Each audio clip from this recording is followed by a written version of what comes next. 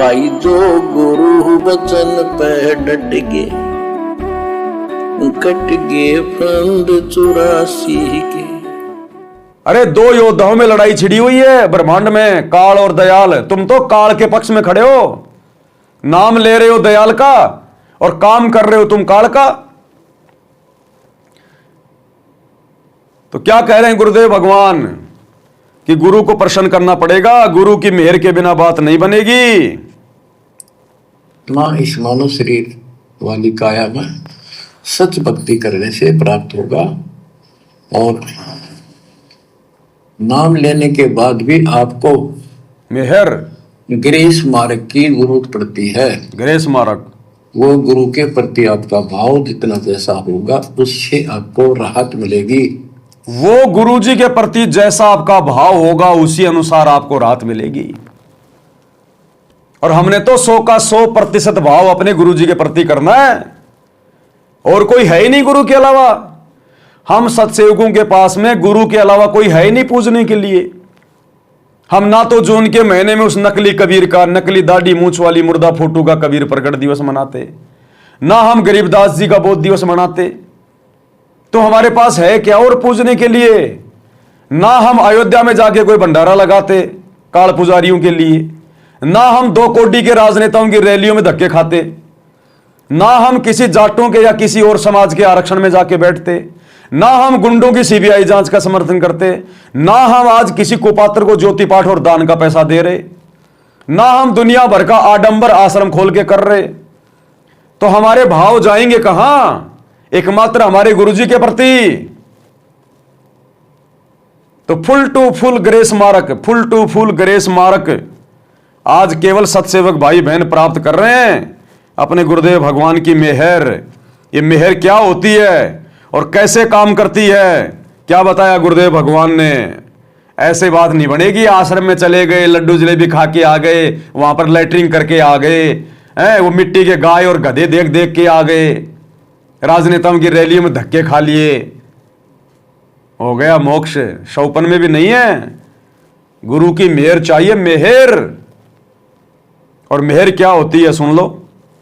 कहते हैं तुम्हारा जो कल्याण कैसे होगा कि सतगुरु जो तत्वदर्शी संत है उसको नजर निहाल कर कि इतना उनके अनुसार उनके मर्यादा में चल के वो तेरे ऊपर गदगद हो जाए। वो संत के मेरी प्यारी आत्मा परमात्मा को पाने के रास्ते पर बिल्कुल सही चल रही है।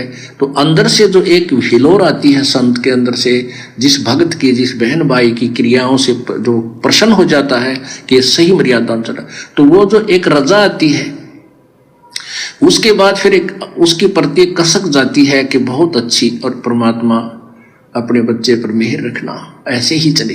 तो वो एक आशीर्वाद आपको एक्स्ट्रा मिलता है जिसको ग्रेस मार्क कहते हैं। तो यहाँ कहते हैं इन बातों के पाइए कर सतगुरु नजर निहाल है। मान लेते नहीं वो ज्ञान भी हो गया कैसे ऐसे होता तो, और सतगुरु नजर निहाल हुआ नहीं, तुझे सार नाम फिर सार शब्द मिला नहीं तो भी बात बिगड़ेगी। इसलिए ये कल्याण कहती है बातें कहन सुन की ना है, कर पाड़ने की है। गुरु की सतगुरु को नजर निहाल करना था, नजर निहाल। और सतगुरु नजर निहाल कैसे होता है? सतगुरु के प्रत्येक वचन में चलते हुए जो भक्ति क्रिया सतगुरु ने दे दी, प्रत्येक को मर्यादा में रहकर करने से सतगुरु नजर निहाल होगा। ये नरेंद्र मोदी की रैलियों में धक्के खाने से सतगुरु नजर निहाल नहीं होता। ये जाटों के आरक्षण में जाकर बैठने से, बिरानी आग में कूदने से, अपने ज्योति पाठ और दान का पैसा उनको पात्रों को चंदे के रूप में देने से, जाटों की धर्मशाला करोड़ों रुपए में बनवाने से, दुनिया के लिए स्टेडियम बनवाने से, ये मिट्टी के बैल बनाने से, गायें बनाने से, आश्रमों को शादी विवाह के मंडप की तरह सजाने से, रंगोलियां बनाने से, ये गधे कुत्ते बनाने से, ये ऐसे सतगुरु नजर निहाल नहीं होता। सतगुरु आता है यहाँ भक्ति करवाने। सतगुरु भक्ति से प्रसन्न होगा, भक्ति की खेती करने आता है सतगुरु। ये राजनेताओं के तलवे तो पूरी दुनिया ना चाट रही है, सतगुरु कितने पे नजर निहाल हो गया। तो ये नजर निहाल सतसेवकों ने किया अपने सतगुरु को, और उसका भरपूर फायदा उठा रहे हैं। और करना पड़ेगा अंत में। सतगुरु ने दूसरा कोई ऑप्शन नहीं छोड़ा। अगर सतलोक जाना है तो साध संगति से जुड़ना पड़ेगा, नाक रगड़ के आना पड़ेगा, माफी मांग मांग के आना पड़ेगा, दूसरा कोई तरीका नहीं है। कितने तलवे चाट लो तुम गुरुजी के परिवार के, कितनी गुलामी कर लो अपने कोऑर्डिनेटरों की, अंत में इसी साध संगति में आना पड़ेगा, अपनी गलतियों की माफी सतगुरु से मांगनी पड़ेगी। और जो क्रिया अपने गुरु को इष्ट मानकर, घर घर भोग लगाकर, घर घर गुरु का बेड लगाकर, आसन लगाकर, ज्ञान को आधार बनाकर, घर को आश्रम बनाकर, जिस प्रकार से हम सत्सेवक भाई बहन भक्ति कर रहे हैं, ये भक्ति करनी पड़ेगी अगर मोक्ष प्राप्त करना है तो। नहीं तो करते रहो भैया, जिन हरि जैसा सुमरिया ताको तैसा लाभ, साहिब हकना राक्षसी जब मांगो तब दे। जैसा करोगे वैसा तुम्हें मिल जाएगा, लेकिन जो मुख्य काम है मोक्ष, वो नहीं हो पाएगा। तो गुरुदेव भगवान कह रहे हैं भैया, अकेले भक्ति से बात नहीं बनेगी। और सुन लो एक सत्संग परमात्मा का, पुणात्माओं, आप केवल भक्ति से पार नहीं हो सकते, ये भूल मत करना। कहते इन बातें क्या पाइए कर सतगुरु नजर निहाल, के गुरु जी की कृपा, गुरु जी का क्या कृपा पात्र बना रहना पड़ेगा आपको। अगर आप जी ने कितनी भक्ति करते रहना और गुरु जी त्याग दिए तो कभी सतलोक नहीं जा सकते, इतनी बात बढ़ा लेना। और पृथ्वी पर कोई संत नहीं है आज के दिन इस दास के अतिरिक्त, अभिमान नहीं, ये सच समझना। पृथ्वी नहीं, 21 ब्रह्मांड में कोई नहीं है।